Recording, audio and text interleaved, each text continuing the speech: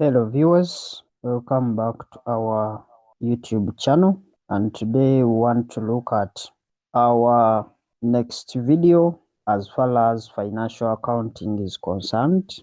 And the video for today, we are going to look at what we call the double entry part 3.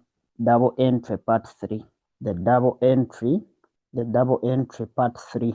That's what we are going to look at. Now, basically what we are going to look at here under the double entry, we are going to look at balancing of the accounts. Balancing of accounts. How do we balance off our accounts? Of course, when we are done balancing of the accounts, the next thing we are going to look at extraction. We are going to look at how we can extract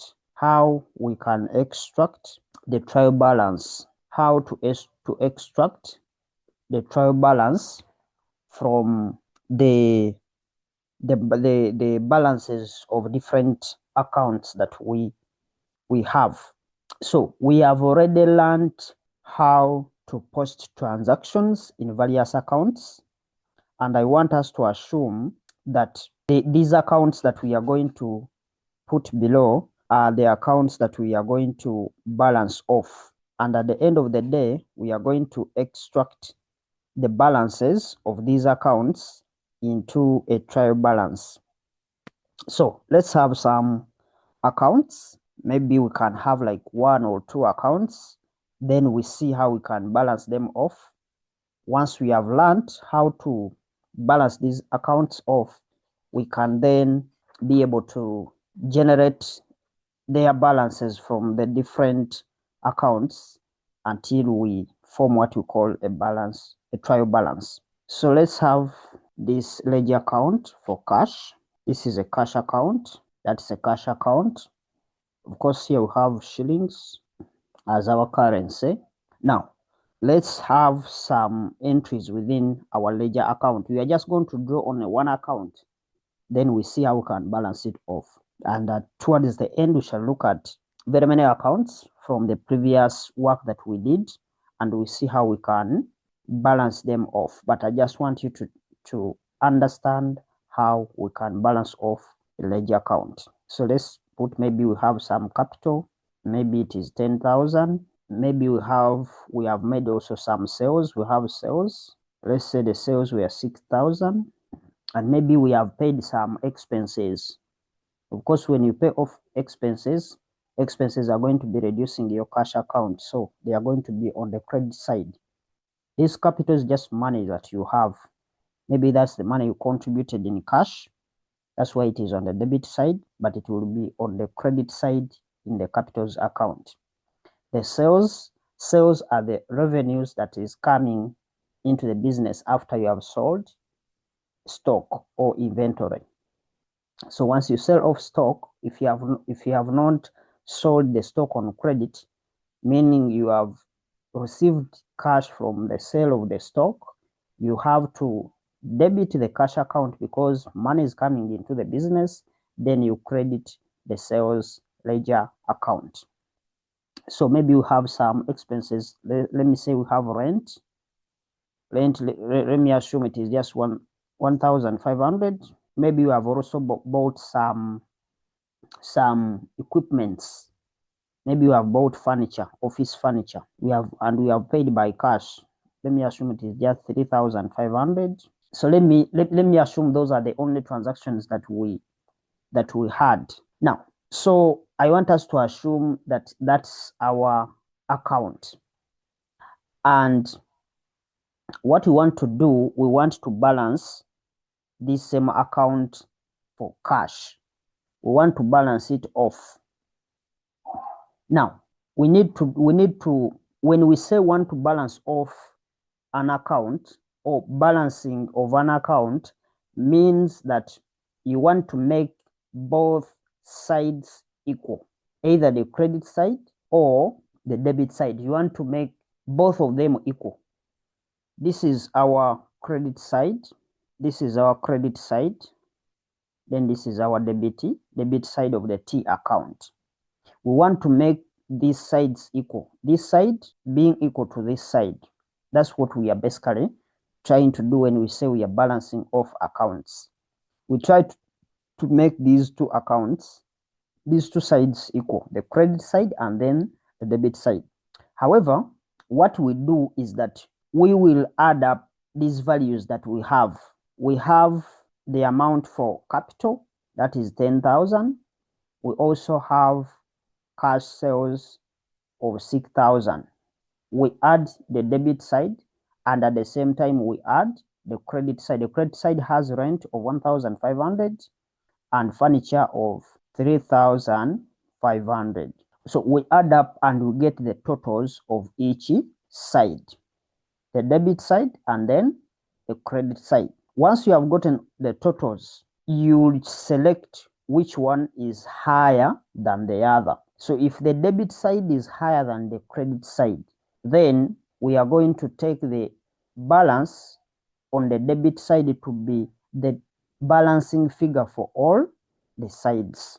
So we have seen that when you add up these two accounts, we can see that here we have, on the debit side, we have 16,000, and this side we only have, on the credit side we only have 5,000. So the debit side is bigger than the credit side. So the debit side, the DR, is greater than the credit side. So if that happens, then it means we are going to take the balance on the debit side to be the balancing figure for the two sides. So even this side, we are going to take the same balance as 16,000. So once you have done with that, the next thing that you are going to do, this one we have taken that as the balancing figure. So we close off with the double underline at the bottom. We double underline our totals at the bottom. And the reason as why we do that is because we have gotten a side that is bigger than the other, and what we are trying to do is we are trying to make all these sides of the ledger accounts equal. So we have seen that on the debit side you have 16,000 as the total, and on the credit side the total is 5,000. And this tells us that the debit side is more than the credit side. So what we do, of course we leave some space. We leave a space on the credit side because the credit side is now the smallest. We leave some space here. That's why you're seeing we have left some space here. We leave some space because we are going to write the balance that we are going to carry forward to the next period. Next period can be a month, can be a year, it can be any period that they have given to you in the question. So the next thing that we are going to do, after leaving the space, we have written the 16,000 on both sides, and we have said, of course, this one we look at it, we look at a ledger, as I told you in our previous videos, that we look at a ledger as a book. So by putting these double underlines at the bottom of the total of the highest figure, it means we are ruling off with the totals. So once we have put the big amount on both sides in an attempt to make sure that we balance off this account with the highest figure. Now, once we have made the two sides equal, like the way we have done here, this side is 16,000 and even this side is 16,000. Now, we know that the credit side has a total amount of only 5,000. So what we need to do is we need to get the difference. We get the 16,000 minus the 5,000, and that will give us 11,000 as the difference between the debit side and the credit side balances. So this difference of 11,000 means that the credit side needs 11,000 to be equal to the debit side. So because it will be the 11,000 plus the 5,000 that will add up to 16,000. 11,000 to make the two sides equal. So this 11,000, because it is the amount that is remaining to make the two sides equal, or to make the credit side equal to the debit side, we call that a balancing figure. We call this amount, this 11,000, a balancing figure. So this balancing figure is the one that we are going to put in this space we have left. We always leave a space at the top of the side that has the lesser amount.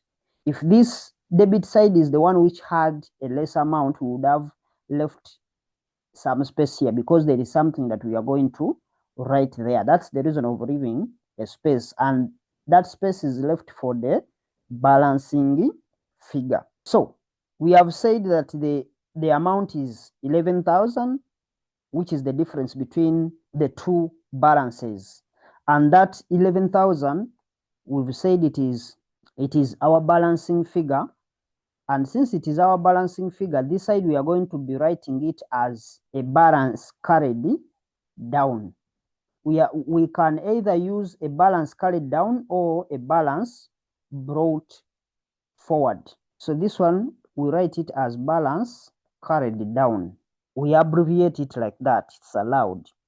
So that balance carried down is going to be 11,000, and that's the amount that is needed to make this credit side equal to the debit side. And once you have done with that, remember this amount, it is going to be carried down, or it is going to be brought forward to the next period. So we have closed off this account. We always close off these accounts at the end of the period.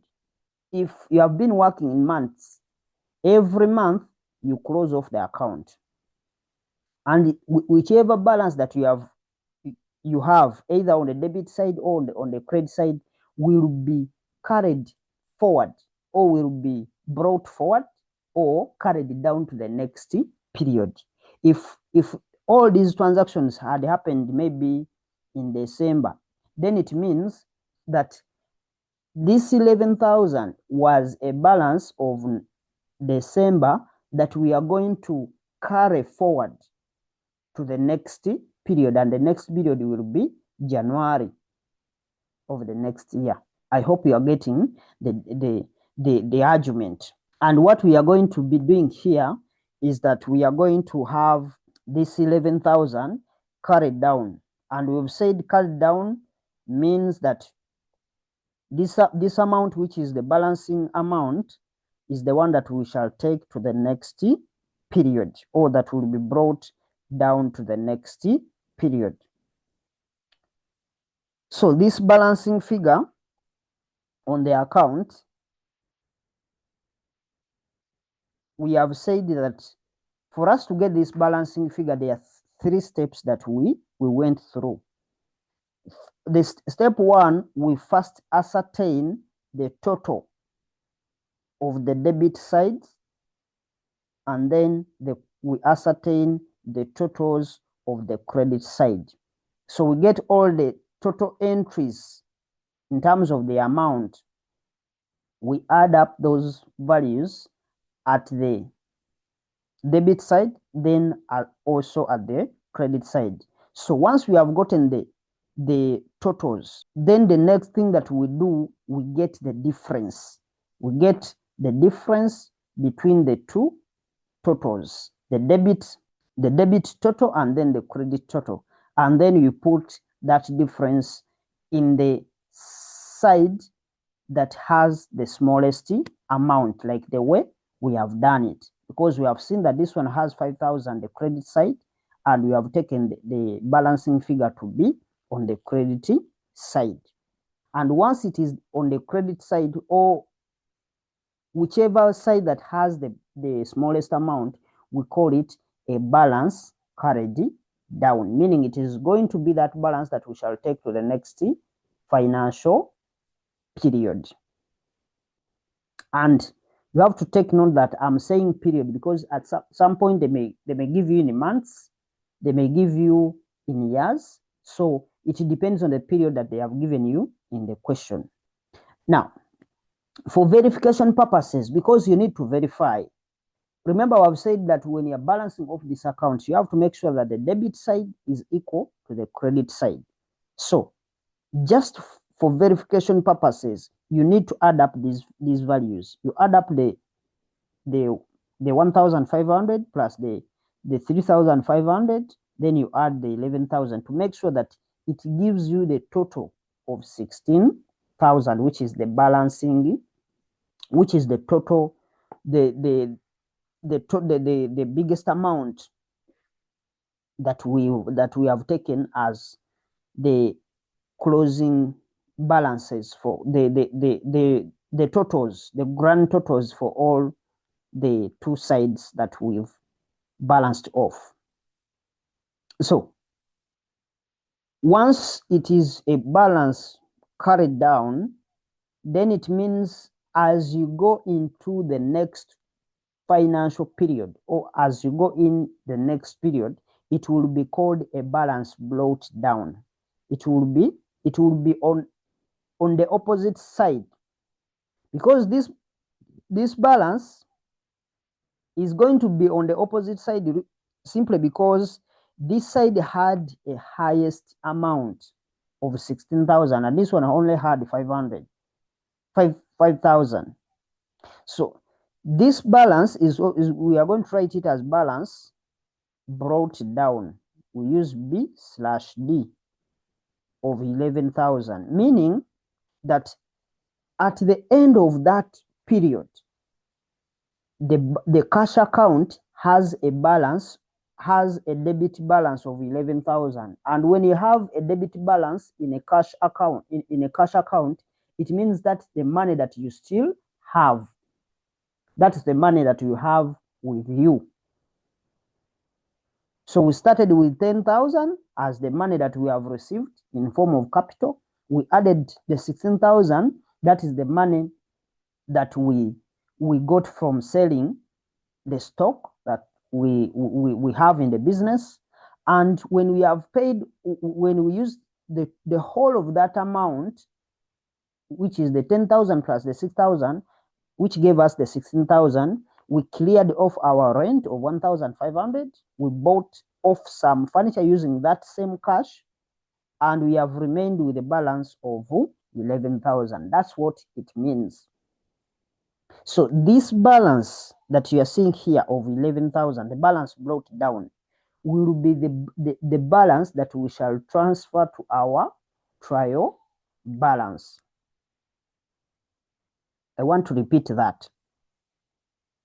We have said that for verification purposes, you have to make sure that you add these two sides to make sure that these balances are equal. And I have also said that the balance carried down, if it is on the credit side of the account, the balance brought down should be on the opposite side of the account. So the balance brought down is on the debit side, but the balance carried down is on the credit side. The other thing that you need to note from here is that these balances should be the same. If the balance carried down is 11,000, even the balance brought down should be or must be 11,000. These balances have to be the same. The balance brought down and then the balance carried down, they have to be the same. So those are the easiest steps you need to follow when you are balancing off any account. What we have just done is what we are going to do on every account that you will come across, as long as it's a ledger account.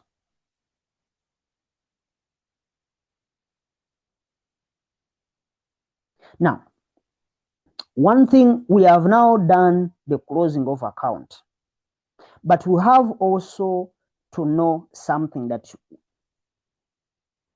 is really important. Something that we call the balance on the account. Balance on the account. Balance on the account. I want to explain it. Balance on the account, this is something that you need to understand. Balance on the account, or balance on an account. Now, a balance is simply the difference between the debit side and then the credit side, meaning that when the debit side is bigger than the credit side, for example, the same way we had here, the credit side was bigger than the debit side. This one we had 16,000, and this side we had only 5,000. It means the debit side was bigger than the credit side. And we have seen that the difference between those two, or the balance between those two, was 11,000. And this 11,000 is the same. We said that 11,000 would be used as the balancing figure, but you can also call it the balance on the account, because the account for cash has a balance of 11,000. That is what we call balance on the account. But specifically, if you want to differentiate the balancing figure and then the balance on the account, the balance on the account is always the balance brought down on that account. That is the balance you are going to remain with, or that's the balance that you are carrying to the next financial period.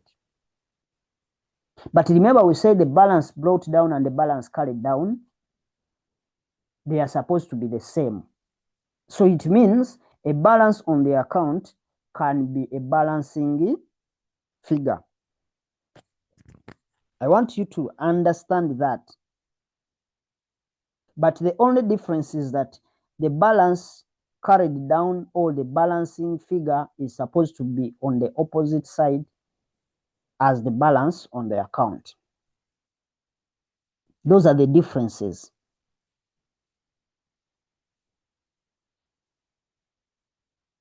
But we also say that the balance carried down is the balance that is on the smallest side of the account.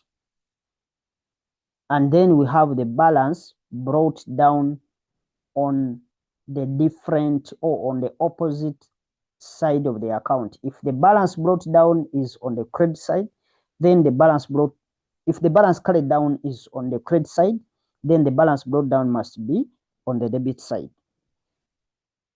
And if the balance carried down is on the debit side, then the balance carried down should be on the, if the balance carried down is on the debit side, the balance brought down should be on the credit side of that account. Those things are very important, very important. And we said we use short terms. We don't write the full words. In what is allowed, or what is you'll find in most of the textbook, they will just use balance carried down. They will use it alternatively with what we call balance brought. It is balance brought forward. If they don't use balance carried down, they will use balance brought forward. Those two mean the same thing. The other aspect is that if they don't use balance brought down,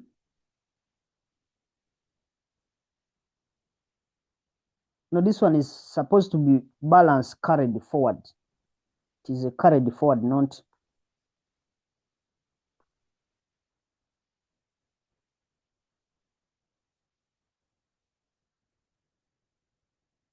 It's a balance carried forward. This one is a balance carried forward. And if they don't use balance brought down, they use balance brought forward. These two mean the same thing. If they don't use, but you don't, if you have used this, then you stick to this. If you have used balance carried forward, then the other one should be balance brought forward. If you have used balance carried down, don't again use balance brought forward. You have to use balance brought down. That's the argument. Now, after balancing off these accounts, then what we do next is extracting a trial balance.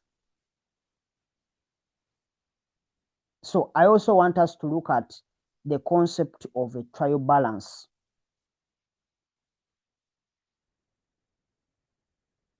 So let us try to know the reason as to why we are crediting the capital account. Now, we need to know what type of account, or what is the class of account. Class of account.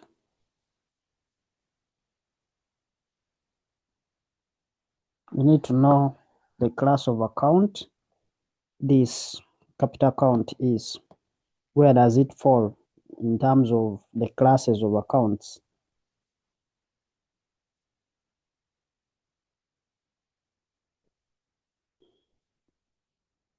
Class of accounts. Where does this capital account fall? Because we always say that we credit capital, but what could be the reason and what class rule of account is guiding us here?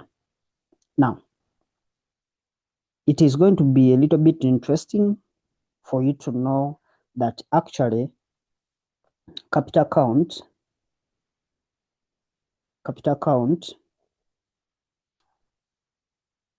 is a personal account. Is a personal account.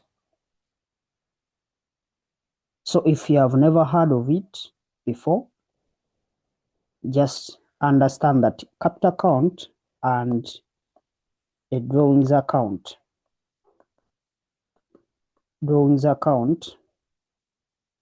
all these are personal accounts. Capital account and drawings account are both personal accounts, and we need to know why they are personal accounts. So there are two accounts. These accounts, the capital account and the drawings account, they are accounts of the owner. The owner's accounts.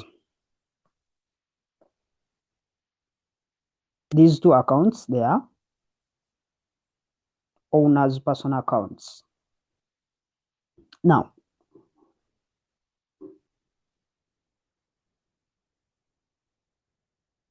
let's try to have we try to draw owner's account. We just call this one owner account.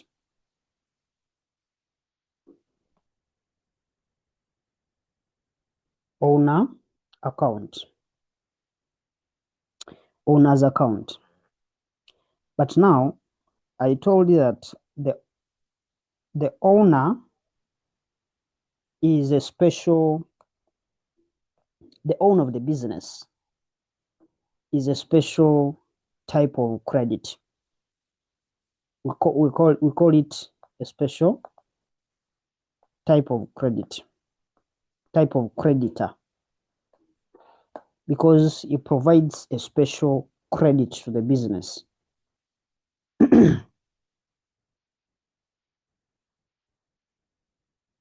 Is a creditor to the business, because of the fact that, because now if the owner brings in money to the business, we have what we call the business entity concept. Business entity concept. And this is the concept that is helping us to understand that actually the owner of the business is a special type of creditor to a business. Because we learned from the business entity concept that, or the business entity concept teaches us that the business is a separate legal entity, meaning it is separate from its owner. Business is a separate legal entity. A separate legal entity. Meaning that a business is separate from its owners. In other words, the owner or the person who has started or who has incorporated the business is an outsider. And whatever the resources this person has provided to us, they are going to be treated as an investment. Whichever resources this person has provided, we are going to treat it as an investment. As an investment in the business. As an investment in the business. In other words, the owner will be contributing money to the business, but that will be treated as an investment in the business. Which concludes that the business is going to be indebted to the owner or to the owners, because the business might be having very many owners. So once the owners of the business put money into the business, we are going to see that the owners are going to be treated as if they have loaned money to the business, because from the business entity concept, we know that the entity is going to be a separate legal entity. It's going to be a separate legal entity. Now,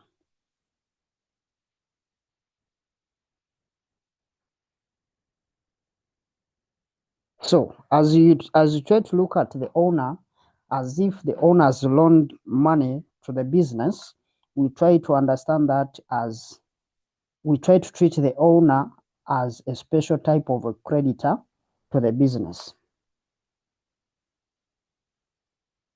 However, we also have to understand that the owner of the business is also a person, meaning that the owner's account is going to be a personal account. So when the owner is giving resources to the business, or when the owner is providing capital and cash, of course, we know capital may not necessarily mean that we are only receiving cash. Someone can contribute maybe in terms of the assets of the business. You can contribute capital in form of assets. So if you are either bringing in cash or non-cash items as capital, and because of the fact that the owner is a person, so it's going to be a personal account. In other words, we are going to be applying the personal accounts rule, which says that, of course, we looked at the double entry for personal accounts. We say that we debit the receiver and then we credit the giver. Therefore, we will now ask ourselves whether the owner is giving the business or is receiving from the business. And of course, we know that since it is the owner who is providing money to the business, is providing capital, he's going to be giving the business.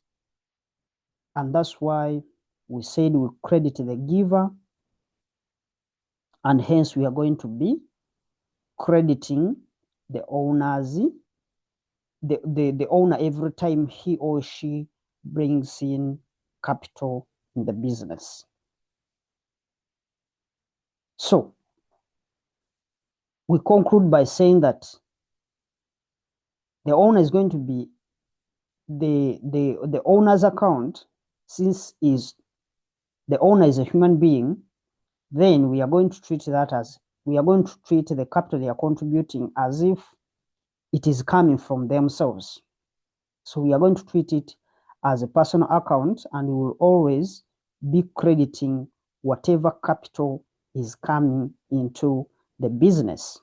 And when the owner is making drawings, when the owner removes money from the business, because you know that drawings is also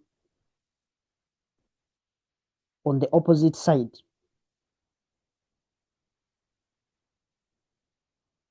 Because now the owner is rather taking out money from the business, and we shall be debiting the receiver, and then the owner is the one who is going to be receiving the drawings. So the drawings, we will always debit the drawings account as long as the owner is picking out money from the business.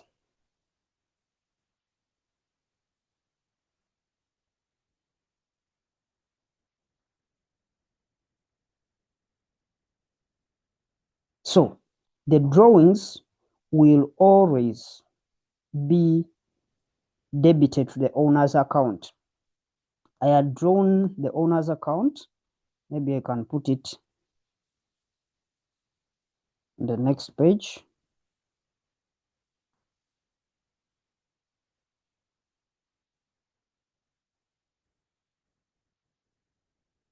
You say the owner's account, and we are saying that we are always going to be debiting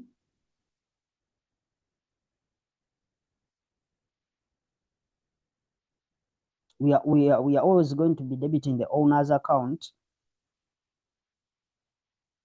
the moment we see that we have seen there some drawings. So, and the capital account will always be credited. We credit the owner's account with the capital they are contributing to the business.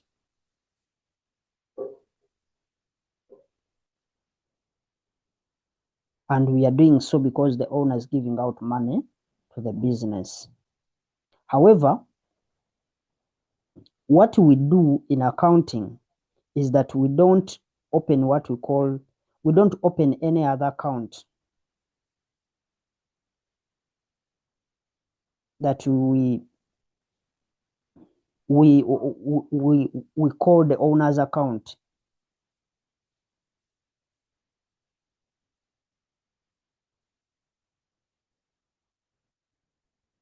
So this is probably what is supposed to be done.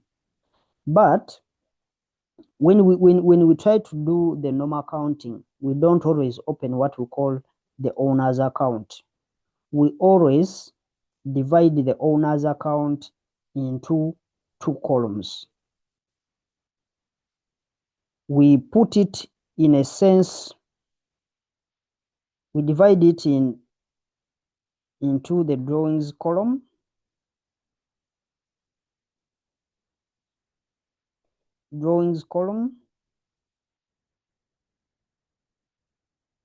we divide into the drawings column, and this drawings column is separated as the drawings account. The drawings account. And then the capital column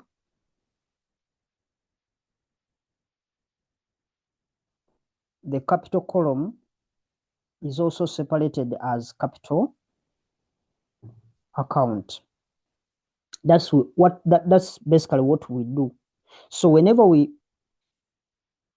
the owner brings in capital, we always credit the capital account because the owner is giving. And when the owner is also taking out money for personal use, we always debit the drawings account. But it comes, of course, we debit the drawings account because it will be the owner now receiving money from the business because they are withdrawing money for their personal use. So that's basically what we are saying, that drawings account is on the debit side of the owner's account, and the capital side, the capital account is on the credit side of the owner's account. So what we are trying to say is that the drawings and the capital accounts are both personal accounts because they reflect personal accounts of the owner. And that's basically what I wanted to share on the reason as to why we always debit and credit those two accounts. Now, we are going to look at the previous accounts that we did earlier in the previous video in the double entry part 2.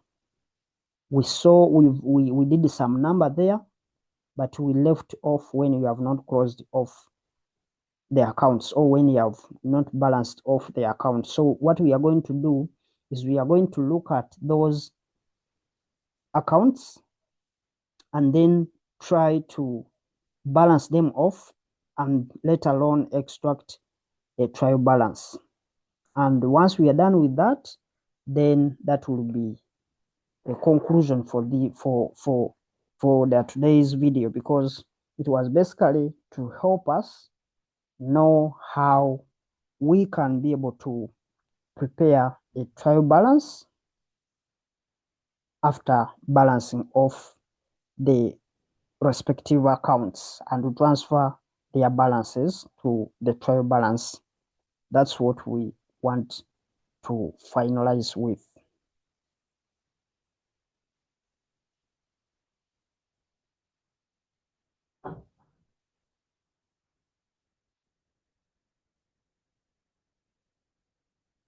So after balancing off the accounts, then what we do next is extract a trial balance. So we are going to extract a trial balance. Extract a trial balance. And I want us to look at the concept of a trial balance. And it is said that in accounting, any statement that ends or obligated to balance, then it must balance, and that's why we have what we call a trial. That's why we have what we call a trial balance, and at the same time we have what we call a balance sheet. Now, these two are supposed to be balancing when prepared. If you prepare a trial balance and a balance sheet, those two must balance. But for a trial balance, it is just a list. It is just a list of debit and credit balances. For a trial balance is just a list of debit and credit balances. And these balances are coming from our ledger accounts. And you remember we say the ledger account is like book. It has two sides. It's more of a T account. It is represented in a T format using letter T, capital T. So the implication is that we only pick the balances, either they are going to be on the debit side or they are going to be on the credit side of our ledger accounts, but we pick those balances that we have on either debit or a credit side of our ledger account. So those balances are the ones that are going to be extracted and form what we call a trial balance. So a trial balance is just a list of debit and credit account balances that are extracted from the ledgers at the end of the period.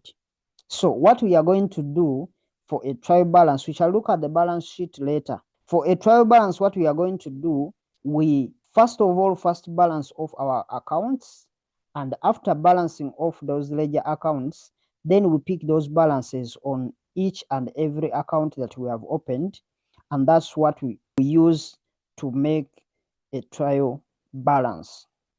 And that's basically what we call the balances on the account. So we pick those balances on the accounts, the balance brought down on either side of the cash book.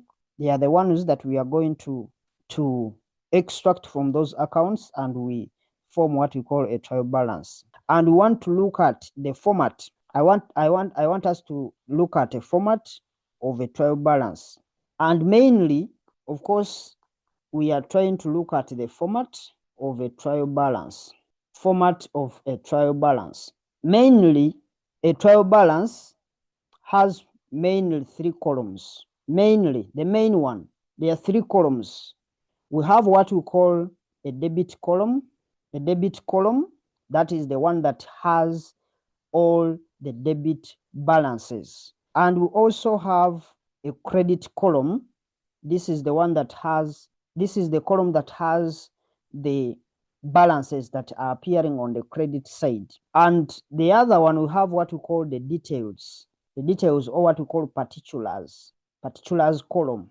That's where we write the narration, or we write the account titles. If you don't call them account titles, you can call them details, you can call that column particulars column. So those are the 3 main columns that a trial balance have. But if you go to other books, they include a 4th column, which we call a folio. Folio is more of a reference column. So other books, they include what we call a folio column, and that is just to show the reference where this transaction is coming from. So we can have our format of a trial balance. We said we are going to have the particulars column. You know, a column is just moving downwards. Then we said if you don't call it particulars, you can call it details, or you can call it account titles. Then I've also told you that some other books put what we call a folio. A folio will be the smallest column in a trial balance, because the information that goes there is just a reference, is just a point of reference, that where did we get this info, where can we find this information. So if the transaction is a cash transaction, then we know that we are going to find it maybe in the cash book. So it is just a reference column. Then the other side, we said the major ones are particulars. Then the debit side, we can call it DR. D, capital D, then R, small r, in bracket. But all this is always given a debit side. Then we also have the credit side. The credit side, you can call it capital C, then small r, CR, in bracket. Then the debit side, you can call it DR, in bracket. But remember, all these columns, these 2 columns represent amounts, so we have to put our currency. In Uganda, we use shillings, and that's the short form, shillings. So that's basically how this will look like. That will be the format.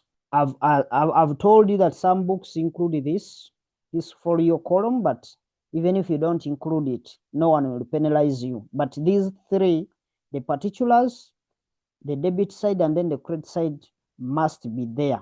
Now, what we do, remember we had our cash account. We had our cash account. that we closed off. We closed off our cash account, and that cash account had a balance. It had a balance brought down of 11,000 that was on the debit side. So we have to pick that balance. So the account where we are picking the balance is called a cash account. Where can you find a cash account? We always find it in the cash book. We can use CB to represent cash book. And then we have seen that it had a debit balance, and the balance was 11,000. We only saw one transaction, and that's the ledger account we opened. But if you look at that cash account, we had also capital.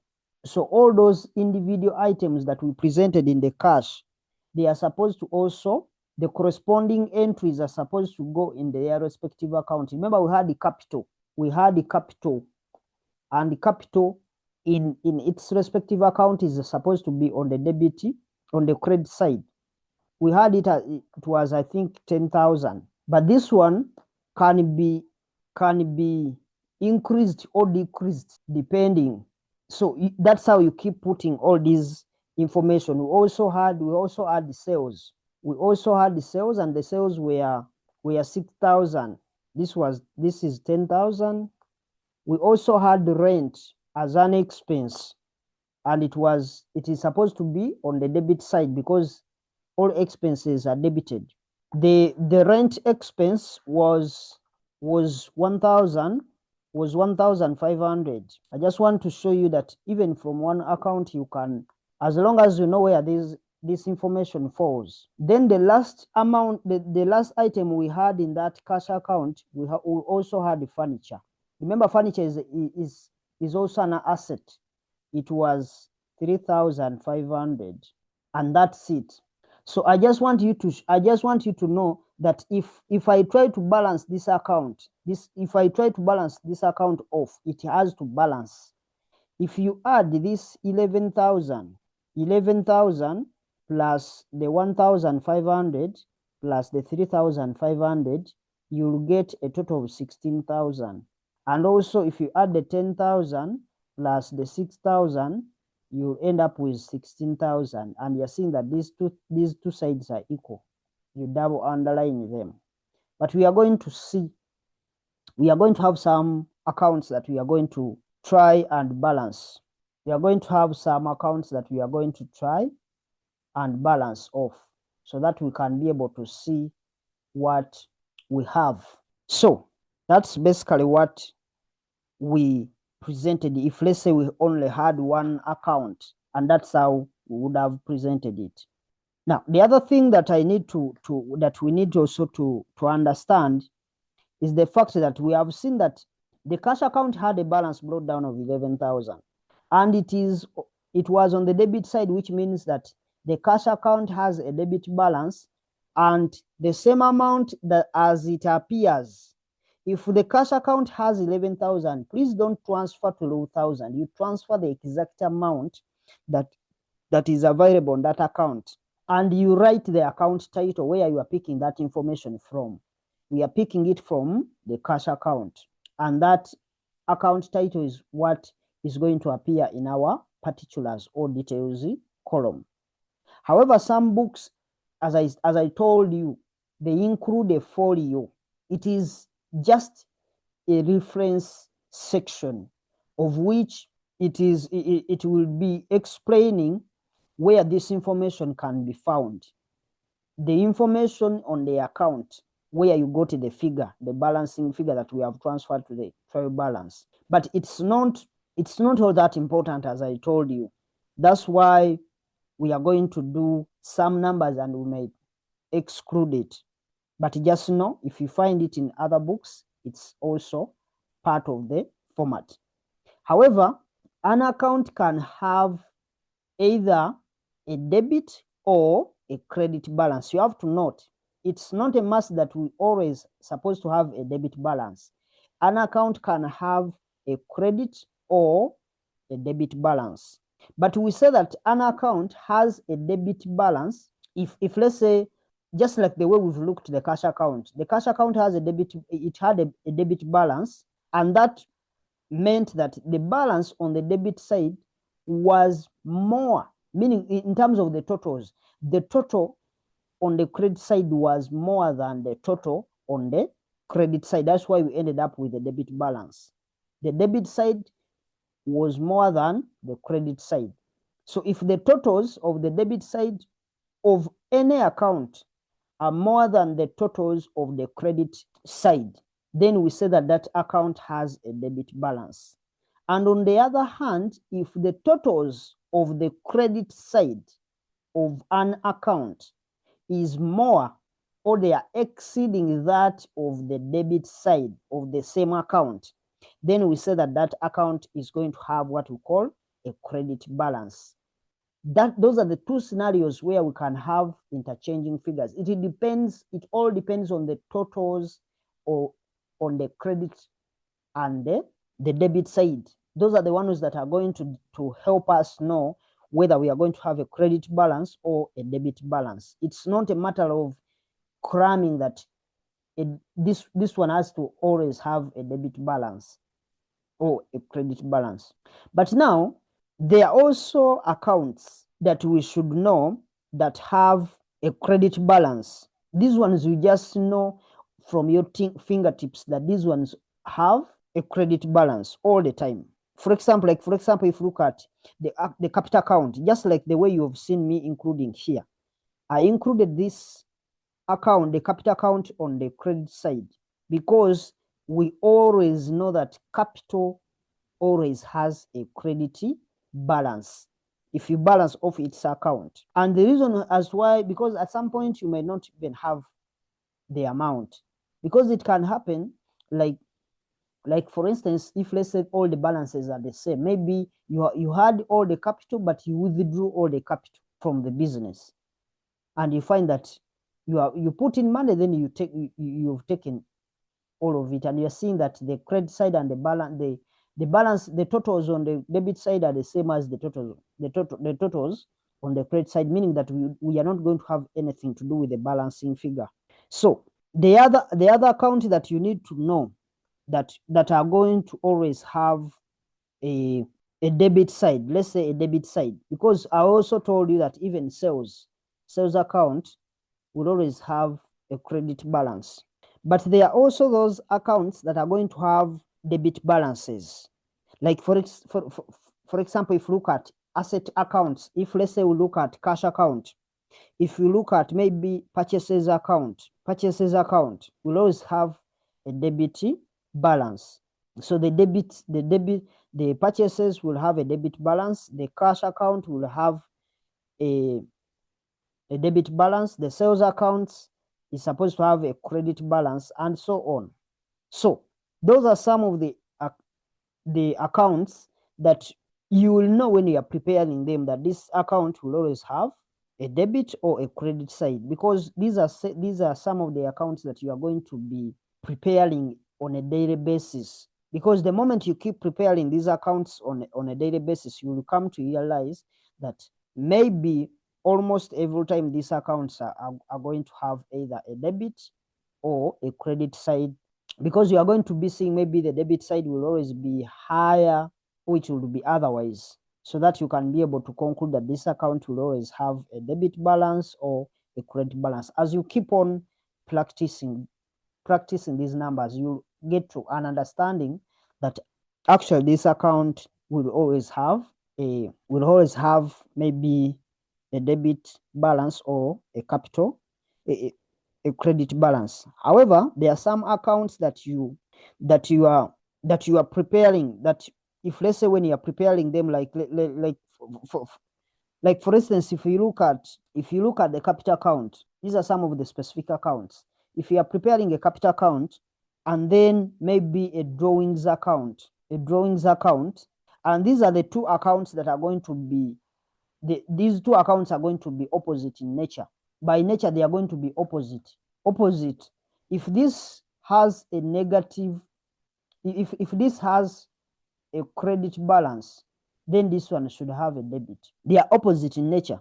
The other accounts that are going to be opposite in nature, we can have, let's say, purchases account, and then the return the return outward account. Then the other account, of course, this one is going to have a debit, but this one will have a credit, return outward, because this one you are purchasing and this one, as you purchase, you are also going to return. Maybe some items are going to be defaulted commodities. They are not functioning. The other accounts that we can also have is maybe the sales account, and then the return inward account, or sales return. The other one can also be called purchase return. This one is sales return or return inwards. This one can also be called sales return. Like you have a customer, you have sold a good to a customer, but maybe the customer, as he uses the product, he finds that maybe the product is defective, is not working. The customer might return that product. Once they return, of course, here you have made a sale, it will appear on the credit side, but as they return this item to your stock, this will be in debit. We shall be debiting because we are receiving more stock in terms of returns. So these accounts are also going to be opposite in nature.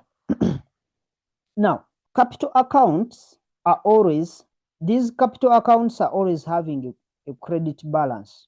Capital account will always have a credit balance. The drawings accounts will always have a debit balance. The sales account will always have a credit balance.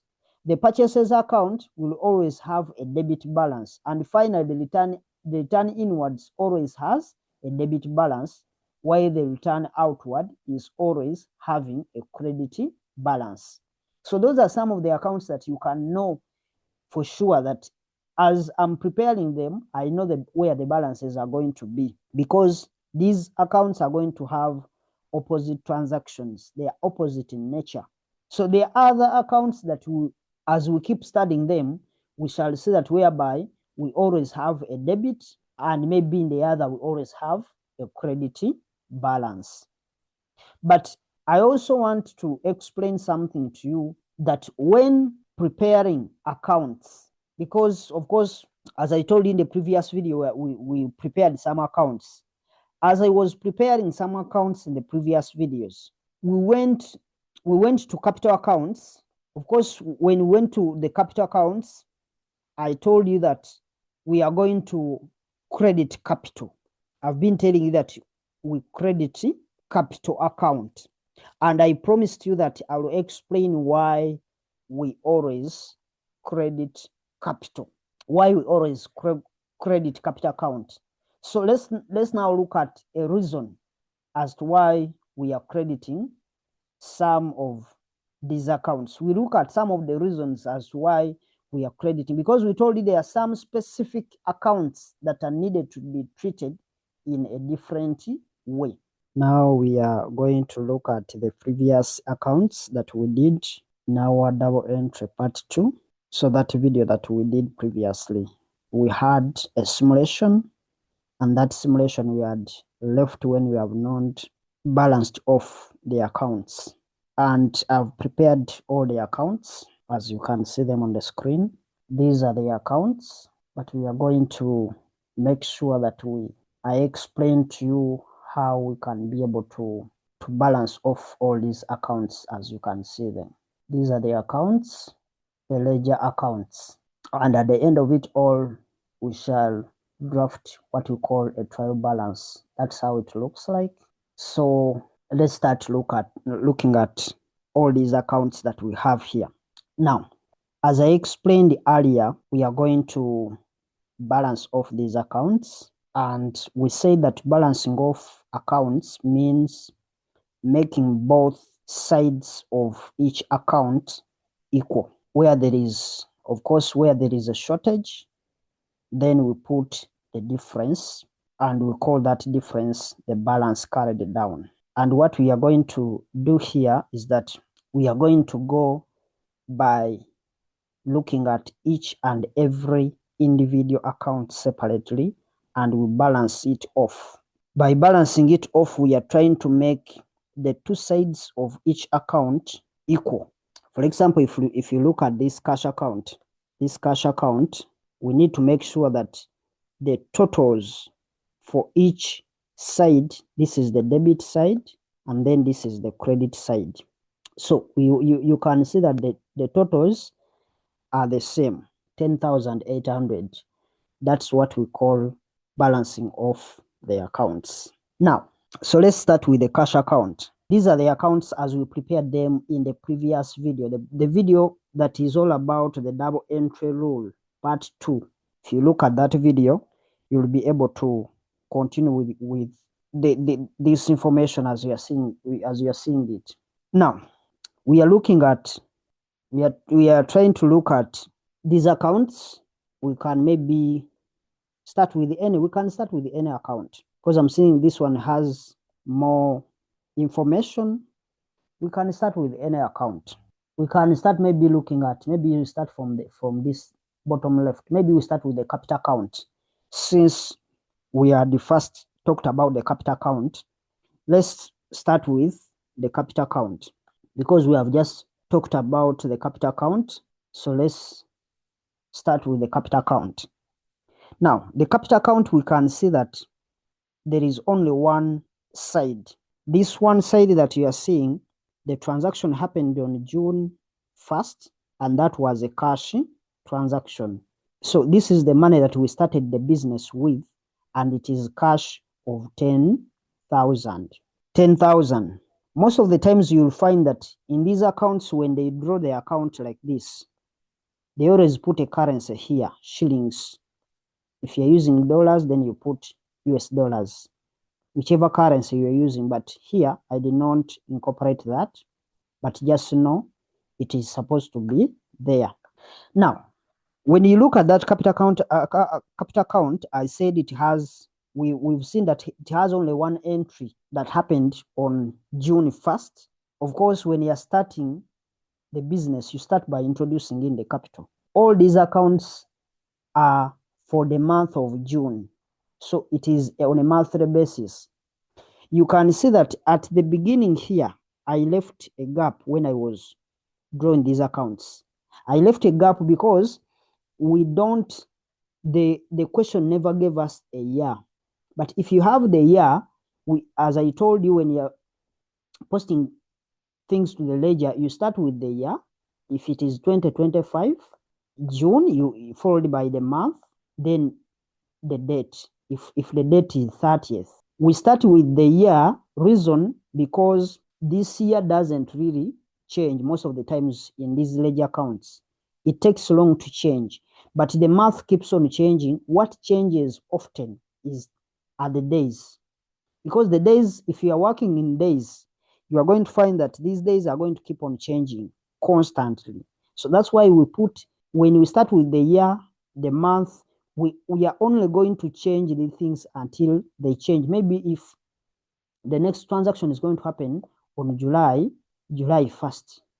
So you are seeing we are only changing the month, but we don't write the same year 2025 because it was already written up here. But if you use the other format, the date format of maybe starting with the day, if you start with the other format, you will see that you will find yourself getting things mixed up. They will not be following. If let's say you start with, maybe it is 2nd of June 2025, you will see that this one is not going to be changing, but it is the one that you have put first. So it means you are going to be writing, maybe if you go on 3rd, 4th, it will look awkward. So that's why we prefer the other date format. So that's the reason as why you are seeing some space there. I left that space simply because we might be working in different periods. So we have put the same 10,000 on the debit side. You are seeing here on this account, we have the same 10,000 here. We have the same 10,000 here. And that same 10,000 is as of June 30th June. That's when we close off the account, because the month of June has 30 days. So we close off the account at the end of the period. So the end of the period now is the end of the month of June, which happens on 30th June. So it will be now the balance carried down. Balance carried down of 10,000. And this 10,000, of course, we have closed off. The moment you see double underline here, when you have double underlined something, it means you have closed off that account. What comes next after that double underline will be in the next period. So that's why you are seeing this one. The balance that we have in the capital account, it is on the credit side, but it happened on July 1st, because that is the next month. That's where we have the balance brought down of 10,000. If we had made some, maybe we have taken out capital. You have to understand that drawings, most of the times drawings can be for cash, but there is when when the drawings are for capital, you have withdrawn the entire capital, because you might have you might pick some cash amount. Most of the times we put it separately. This is what I told you because we had agreed that the owner's account, we don't write it in accounting, or we don't draw the ledger for owner's account. But what we only do, we always separate the drawings column and then the capital column from the owner's account. And we make sure that we debit the drawings account and then we credit the capital account. This is what you are seeing. This is basically what we do in accounting. But it comes from the other aspect. Otherwise, if this was an owner's account, then the drawings account and the capital account wouldn't exist. I hope you remember what we had discussed earlier. So you have seen that we have put that on the last day, that balance carried down. Then the balance brought down, that is the balance that we have at the beginning of the new month. Since the other one was carried down, this one is going to be brought down when it is July 1st. So this closing balance of the balance carried down, the 10,000 you are seeing here, will be brought down in the next month as 10,000. Meaning this is the money that we shall have at the beginning of the new month, which is July 1st. And it must be the same amount. This is 10,000, even here we have 10,000. But these amounts are supposed to be on opposite side of the account. So since the balance carried down was on the debit side, then the balance brought down should be on the credit side of that capital account. I hope now we can be able to understand and get some refresher on what we had talked about, things to do with capital accounts. So let's now look at maybe the cash account, because we have seen that the first entry went into the cash account. So since here we have cash, then it is a must that within the cash account we must have an account title for capital to complete the double entry. And this was a credit entry, so in the cash account it must be a debit entry, because in the capital account, in the capital account, we have it as a credit entry, meaning within the cash account we must have capital as a debit entry. That is the double entry rule, and it's still the one that we are practicing, because the moment you understand the double entry rule, then it means you have understood accounting, because that's the golden rule. So you can see it just within the cash account, we have capital which happened on the same date, June 1st, of the same amount, 10,000. So it must be reflecting within the same amount. This one is 10,000, even what we had in the capital account was 10,000. The moment you see any deviation, then you just know we have what we call errors. We shall understand when we come to the topic of errors. So that's the first entry. But our aim for today is not to let you understand the double entry, because we have done it, or posting items in their respective ledger accounts, but we have to balance off the account. We say the first step in balancing off an account is to add up the totals. If you add up the debit side of this cash account, you are seeing this is 10,000. So it is a 10,000 plus the 800. That gives you 10,800. That is the total you are seeing here.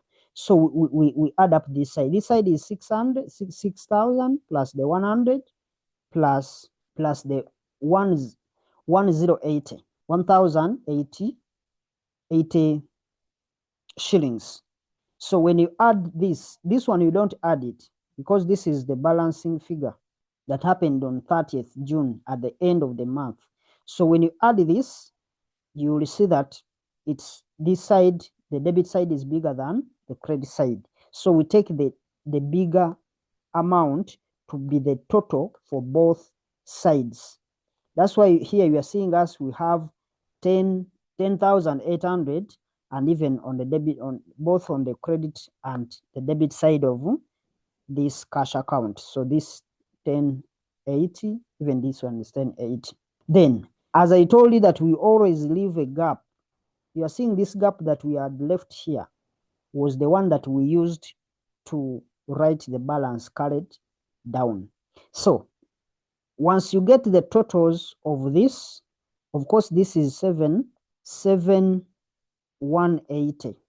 7,180 is the one that we are supposed to deduct from the 10,800, and we see that we have a balance carried down of 3,620. So that's 3,620 is the balance carried down, or is the balancing figure for this account to balance. So you are seeing, if you add this, if now you add all of this, you add this plus this plus this plus this, you must be getting the 10,800. So since we have a balance carried down on the credit side, the balance brought down should be on the debit side, but it should be in the next period, because we have closed off this account. You are seeing, as long as you have closed the period or the period has ended, you make sure that you do a double underline. You double underline the figures. Now, you are seeing that the balance brought down for this cash account, the 3620 is happening on July 1st, which is a balance brought down for that period. Meaning, when we start spending in July, we are starting off that month with the 3620. That is the implication. So that's how we balance off these accounts. And we are going to do the same thing for all these other accounts. But as I told you, we are going to go into each one of these transactions separately. So we have now finished looking at the cash account. We have got its balance. Then we now get to another account. Maybe let's now look at the bank account. Since it is the next one, let's look at this bank account. This bank account, we are seeing that we have cash that happened on 2nd June. This cash, you are seeing that in the bank account we have a cash, meaning this amount must reflect in the cash account. You are seeing here we have bank. So that's the implication. So what that means is that this bank account, we have to compare two sides. We look at the debit side, we have 6,000. We also add up the totals of the credit side of the bank account. This is 10,000, this is 1,000 plus the 500, that is 1,500 plus the 4. No, this is a balancing figure, we don't add it. This is 1,500. That is the amount that happened or that transpired within the month of June. Now, since this side is 1,500 and this side has 6,000, this debit side is bigger than the credit side, meaning the balance carried down or the balancing figure is supposed to be on the credit side, the side that has the smallest totals. So we've now taken, we take the the highest figure to be the total for both columns. So we have 6,000 here that we have closed off the account with a total of 6,000. Even here we have 6,000, but we have closed. As the moment you see double underline, you just know you have closed off the period.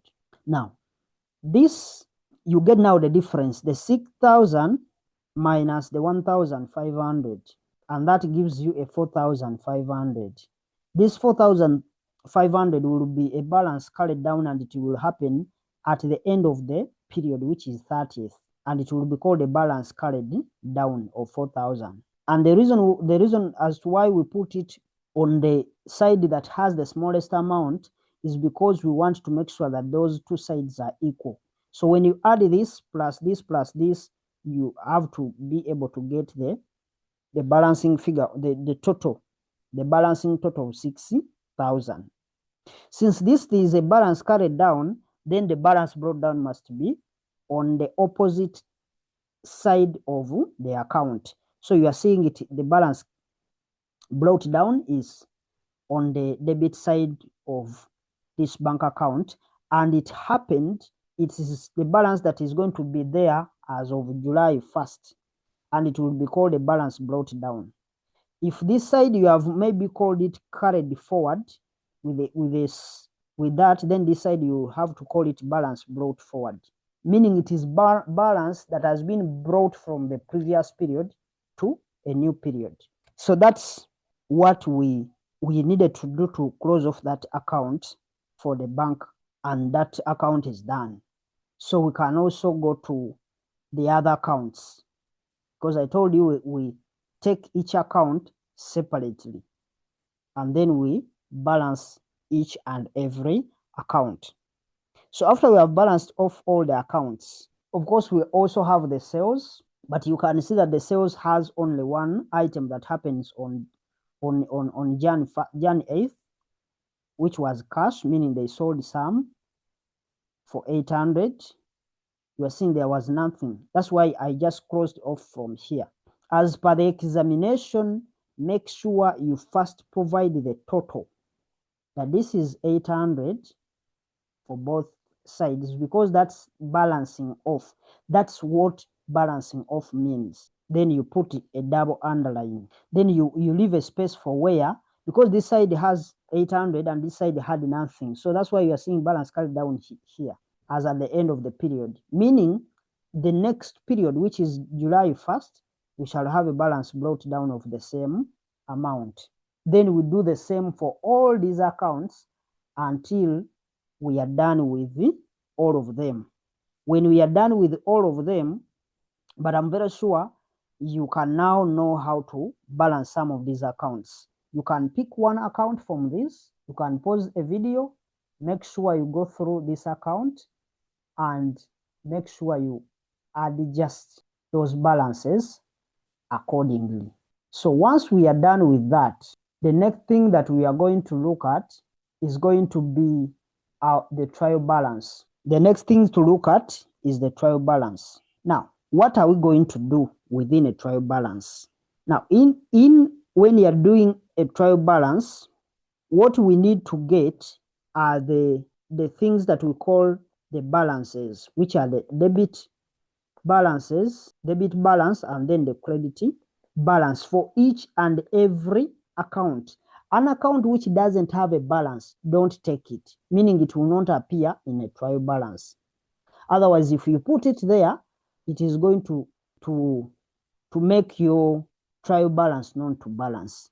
So we need to get these. We call these two balances. We call them balance on account. Balance on the account. Balance on the account. It is either going to be on the debit side or on the credit side of each respective account. In other words, we are taking the balance brought down, whichever the balance brought down, wherever it appears is where we are going to pick this information and we feed into our trial balance.